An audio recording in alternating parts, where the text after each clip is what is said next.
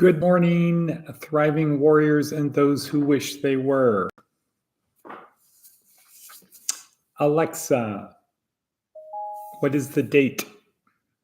It's Monday, November 14th. And Alexa, what time is it? The time is 6:09 a.m. Great. Enjoy your morning, Edward. Thank you. And Alexa, what's the weather? In Amargosa Valley, it's 36 degrees Fahrenheit with clear skies. Today, you can look for lots of sun with a high of 58 degrees and a low of 34 degrees. Okay, there we go. So here we are at Department of Career Services for Thriving Warriors, here to empower the human spirit. Good morning, Diana. How do we do that? You might wonder if you're new to this. If you're not new, you won't wonder at all. But if you're new, you might wonder. Well, in the description down below, please subscribe and click on the bell and share this with someone. In the description down below is a whole bunch of stuff, including a couple newer type things. First, there is a link to our online course, our 4-week basic training course. Secondly, there's a link to the video that I use to create this little podcast. Good morning, Charlene. Third, there is a link to the TED Talk that goes along with, good morning, Todd, the TED Talk that goes along with today's day in our basic training course. This is week 2, day 1. Also, there's a link to an article, a neuroscience article in Inc. magazine about how to organize your day. Very good article. And there is the link to today's quick summary book, Stephen Covey, about the importance of and how to build trust. Essential. Also, down below, packed into this little tiny 10-minute, 14-minute-ish podcast is links and phone numbers to other services that we provide, including housing, clothing, food, hygiene, transportation, skills training, foundational employment, and career planning, which hopefully ends or continues to owning a boxable home. And Charlene is the first person going down that path to own a boxable. Next. Okay, that's what we have in here. So this little podcast is meant as the tip of the spear to get you to do other things. Our goal is to get you from point A to point B, where B is better. Our goal is to help you get there. And how do you do it? Well, we leave out these little breadcrumbs, bleep, bleep, bleep, that are easy to follow to get you on the path, the upward path to get from where you are to where you want to be. Our theme is you want to get from point A to point B. It's simple. ... And every day there's a little breadcrumb, it's simple breadcrumb. It's simple, ... Today it's simple. Develop your skills. Raw talent is not enough. You actually need skill. And the more skill you have, the better you are. So you start at no skill, then kind of like elementary level skills, middle school skills, high school level skills, college level skills, then professional level skills. That's where you want to get to be. You want to be a professional, have those kind of skills because people will pay for that. So that's all you have to do. It's simple. You want to get from point A to point B, develop your skills. It takes hours and hours and hours and weeks and months and years of practice doing it. It's not a 30-day thing. As Todd, for example, is learning how to walk again and how to do stuff. It's a daily moment-by-moment thing. So we're proud of Todd the Terrier. He did a great job yesterday finding one of our people who had gotten lost but didn't give up. Okay, so that's the starting point. Next, some memes. What is a meme? It is a thought that goes viral. It spreads in human brains. It doesn't have to be verbal. It can be visual, but it's a thought that spreads in human brains. It's a simple way to look at it. As you sow, so shall ye reap. The things you do are the things you get.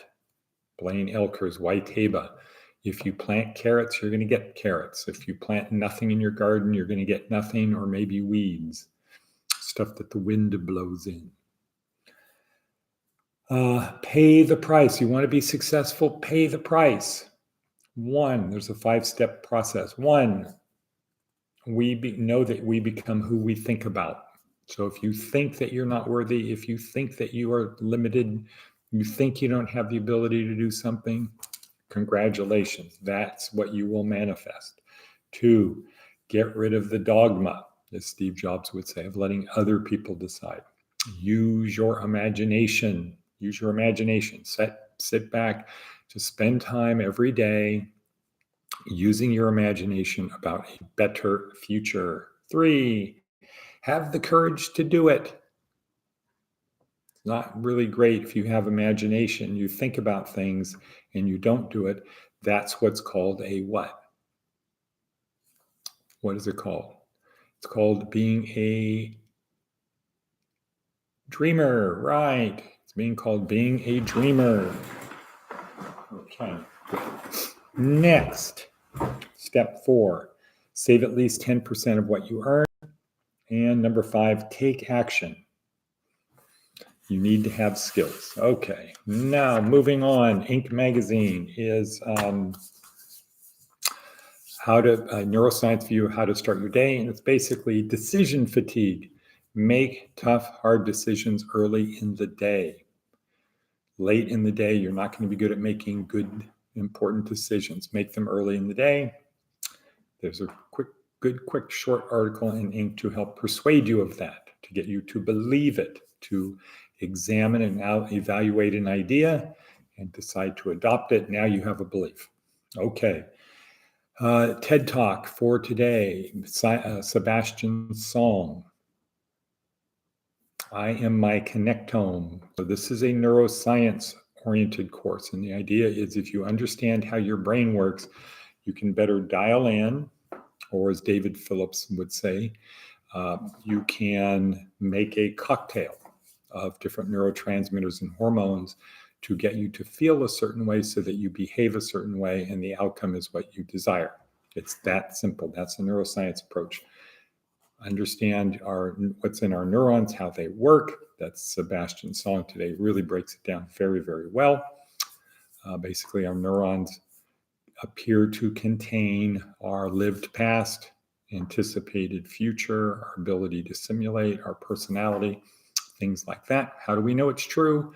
Because if we have brain damage, those things are affected, they go away. But we find out from Daniel Amen in week 1, our brain has the ability to relearn things. So there's neuroplasticity.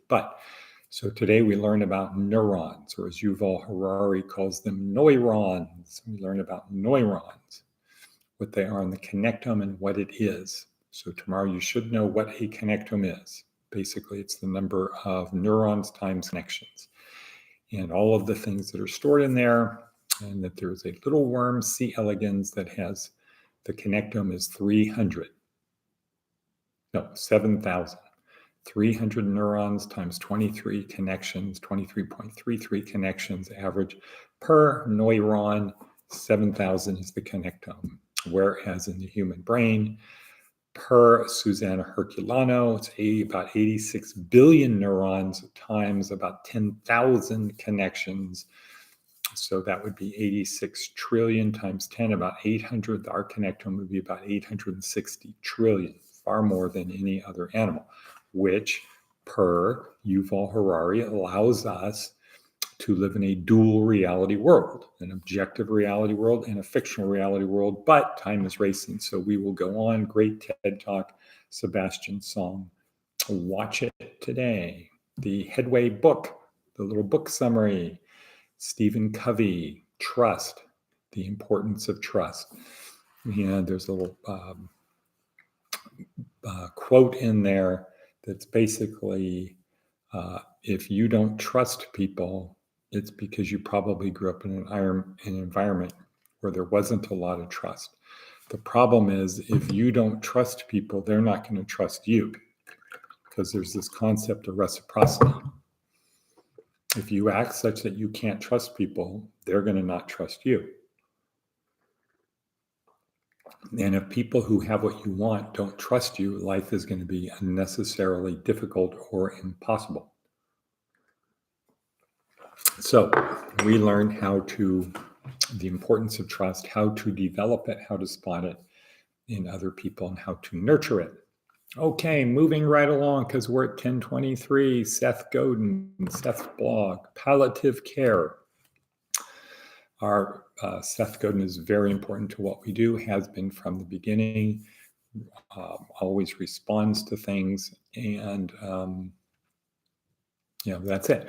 Palliative care. Few branches of medicine have created as much comfort, solace, and relief.